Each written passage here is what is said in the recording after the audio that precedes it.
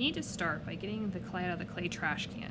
Determine how much clay you need for this project will be determined by how big you want it to be. Something this size will require about a grapefruit amount of clay. As you can see, this project fits in my hand. It's relatively small, so a grapefruit is about the size that you need. If you want it to be about twice as big as that, then you'll want to get 2 grapefruit amounts of clay out of the clay trash can. To get your clay, it's very important that you wedge your clay very well. Let's just do a quick review of how you wedge your clay. Remember, you are pushing away from you, rolling back with your fingertips, and keeping the sides of your hands cupped around the outside edges of the clay so it does not turn into a log. You're going to go ahead and wedge for about 2 straight minutes. If you have 2 grapefruits full of clay, you can go ahead and wedge them in 2 separate groups. You do not have to wedge one big section at a time. Wedge them separately. When you're finished wedging, whether you have 2 pieces or 1 piece of clay, doesn't matter, you're going to go ahead and start shaping those pieces into perfectly round ball forms. Okay, so you want 2 perfectly round ball forms to start this project. Okay? If you have 2 large pieces of clay, that's fine. If you have 1 large piece of clay, separate it into 2 pieces. When you're completely done, you're going to have 2 balls that are completely the same size, and then 1 small one that you've taken a little bit off of each of the other ones to roll a coil for later. Before we move on to the next step, make sure you have 2 balls of clay that are similar in size, and then a smaller ball of clay that's going to be used to make a coil to hold our clay together. This process should take about 10 to 15 minutes. So take this time now, get the amount of clay that you need, take the time to wedge it properly, and then split your clay into 2 equal ball forms and a small ball to make coils. Go ahead and get started. All right, you have your clay wedged. It's time to grab one of the balls that you made, and we're going to create a pinch pot.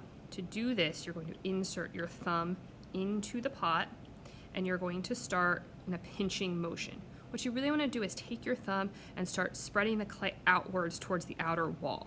Rather than pinching together, which will create too much of a thin wall, you just want to take that clay from the inside out, pushing it out to create your pinch pot. Okay?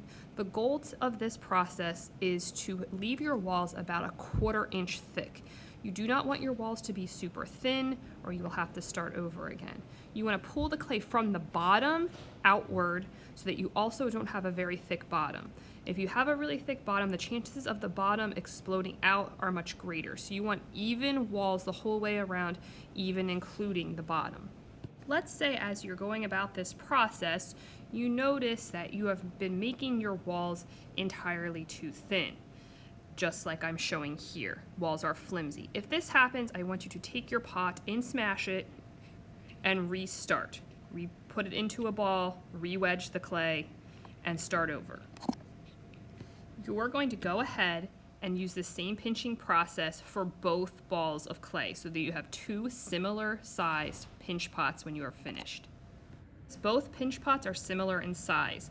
We are going to be fitting them on top of each other tomorrow and joining them to create a pod or an egg. Okay? You might notice here that if you're wanting your pinch pot to be a certain shape, like a perfect circle, you're going to have to make your pinch pots similar to that size. So if you want them to be tall, make the pinch pots longer. If you want them to be more wide, make the pinch pots wider. Now it's time for the smoothing process.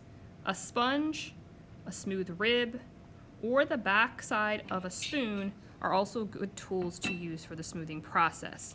Some water will assist you here. You're going to want to make sure your work is slightly damp. Do not go overboard on the water. Okay. Sponges are good to smooth out any bumps or lumps that you might have on the outside of your clay wall.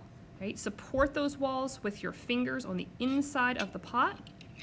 The smooth rib can be used to move clay around, so if you have bumps, it'll move the clay and make it more smooth. Once you've used the rib, you can also take the backside of a spoon and rub in a circular motion. Once you've gotten out some of the bumps, use that sponge again or your finger to smooth things out. We want the outside of our pinch pots to be nice and smooth and free of bumps.